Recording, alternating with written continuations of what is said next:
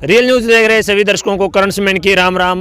विकास कार्यों की अगर बात करें तो सरकार विकास कार्यों को लेकर काफ़ी सचेत नज़र आ रही है। उसी को लेकर गांव सीमेंट के अंदर पहुंचे हैं और यहां पर चंडीगढ़ से टीम पहुंची हुई है। तो पूरी जानकारी लेंगे उनसे कि आज क्या प्रोग्राम था और किस सर्वे के लिए टीम पहुँची हुई है। सर नमस्कार। नमस्कार जी। तो सर बताएं कि आज जो आप यहाँ सर्वे कर रहे हैं किस का सर्वे कर रहे हैं और क्या प्रोसेस चल रही है और क्या विजन है आपका? हाँ, मेरा नाम प्रभाकर वर्मा है। मैं executive vice chairperson Haryana pond authority से। हमारे जो सब कलीग हैं Shri SP Sharma ji technical adviser हैं, टेक्निकल कमेटी के डॉक्टर सागवान जी हैं।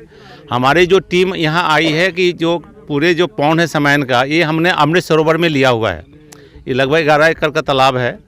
इसके जो गंदे पानी का जो ट्रीटमेंट है उसके लिए हमने एक पायलट प्रोजेक्ट के रूप में हमने एक जो काम हम कर रहे हैं उसका कितनी सफलता से हम उसको पानी को सफाई कर पाएंगे उसके इंस्पेक्शन के लिए हम लोग आज यहाँ आए हुए हैं। सर अगर आपने बताया कि पौंड का जो क्लीनिंग यहाँ पे आप कर रहे हैं, जैसा बारिश होती है उसके बाद जो मिट्टी होती है वो अंदर चली जाती है, पौंड जो ओवरफ्लो हो जाते हैं, बस्ती के अंदर पानी चला जाता है, उसके लिए क्या जो आगे अपनाया जाएगा कि वो पानी बस्ती के अंदर न घुसे? हाँ, पहले स्थिति ये होती है कि चूँकि बरसों से गंदे पानी के रूप में जो सिल्ट होती है वो तालाबों के अंदर जमा होती रहती है, तो तालाबों की गहराई कम हो जाती है।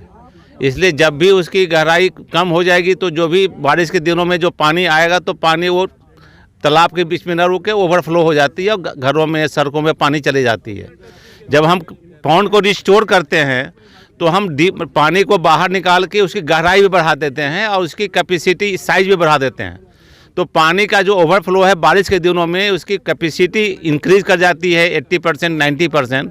तो जो बारिश के दिनों में ओवरफ्लो की जो समस्या है वो हमेशा के लिए समाप्त हो जाती है। और उसके बाद में जो किनारे का जो स्लोप है हम ढलान हम 1:3 में 1:3 में 1:5 के रूप में रखते हैं। उससे दो फायदे होते हैं। एक तो है पानी जो बारिश के दिनों में मिट्टी का इरोजन नहीं होता, दूसरे है कि गांव के जो बच्चे हैं या बड़े कुछ गिरने का उसमें डूबने का डर नहीं रहता। क्योंकि ढलान 1:3 में होते हैं तो उसमें पानी में अचानक गिरने का डर खत्म हो जाता।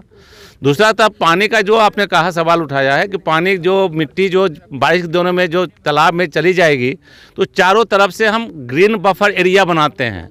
उसमें जो फलदार पेड़ लगाते हैं, जो उस क्षेत्र में जो बढ़ने वाले पेड़ हैं, जामुन है, बरगद है, पीपल है, गुल्लर है, ऐसे हम पेड़ हम फलदार पेड़ हम चारों तरफ लगाते हैं तालाब के बंद पे, जिससे कि पानी का जो मिट्टी को भी रोकता है वो, और जो पक्षियां हैं उनको भी उनका भी बसेरा बनता है।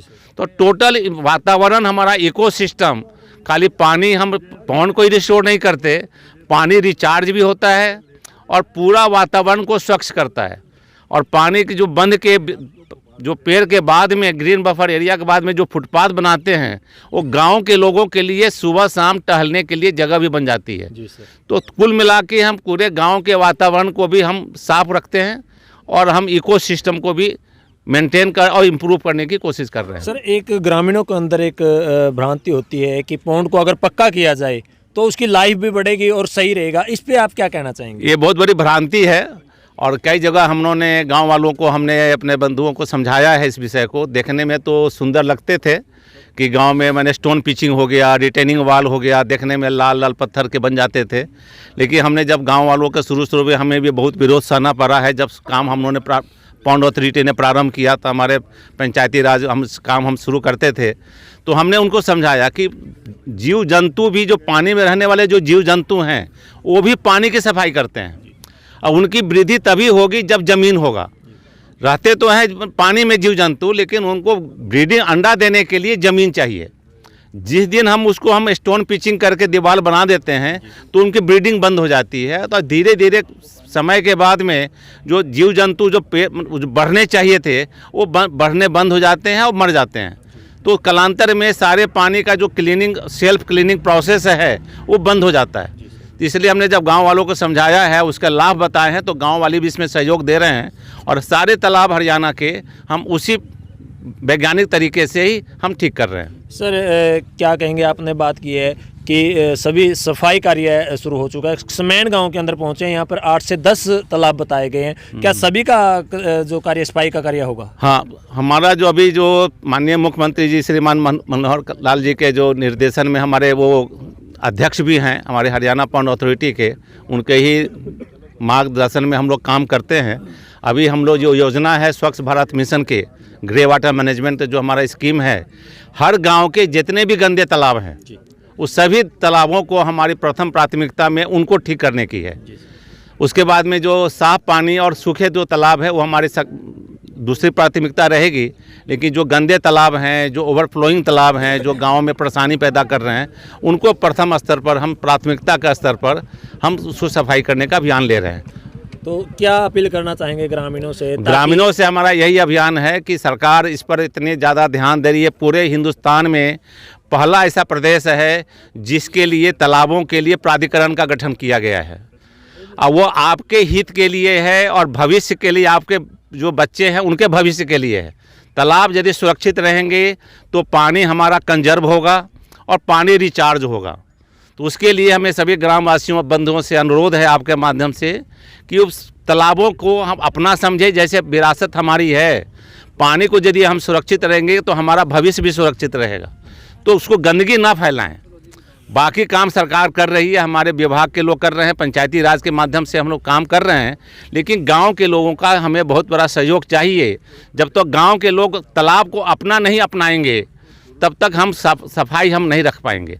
तो गांव वालों से हम अनुरोध करते हैं, जहाँ जहाँ भी जाते हैं, यहाँ भी हम जब आए हैं तो गांव वालों के साथ बैठे हैं और इनके यहाँ के जो गांव के जो सरपंच उनसे भी हमने अनुरोध किया है कि गोबर का निस्तारण हो और जो कचरे का जो प्रबंधन है, ये बहुत बड़ा कारण है तालाबों को गंदा करने का।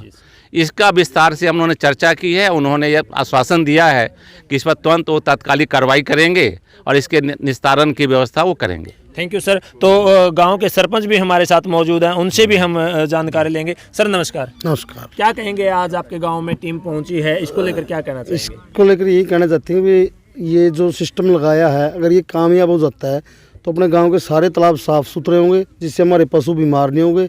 और इसके चारों तरफ ये प्लांटेशन भी लगाएंगे, गांव सुंदर बन के टहलने के लिए जगह बने। तो और इसमें गांव के लोगों से यही कहना चाहता हूँ, तालाबों में गोबर पॉलीथीन वगैरह ये मत डालें, इससे अपने पशुओं में बीमारी आती है। पशु से वही बीमारी हमारे हर आदमी इंसान के अंदर जाती है। तो धन्यवाद सरपंच साहब। तो आपने देखा कि पूरी टीम यहाँ पर सुबह से कार्यरत है। सरकार की भी यही मुहिम है कि गांव के अंदर विकास कार्य करवाए जाएं। पंचायत की यही जो मुहिम है और सरपंच गांव के रणवीर गिल ने बीड़ा उठाया है कि पूरे गांव को साफ और स्वच्छ बनाकर ही दम लेंगे और ऊपर तक गांव की पहचान लेकर जाएंगे। मिलते हैं किसी नई वीडियो में, तब तक आप बने रहें रियल न्यूज़ हरियाणा के साथ।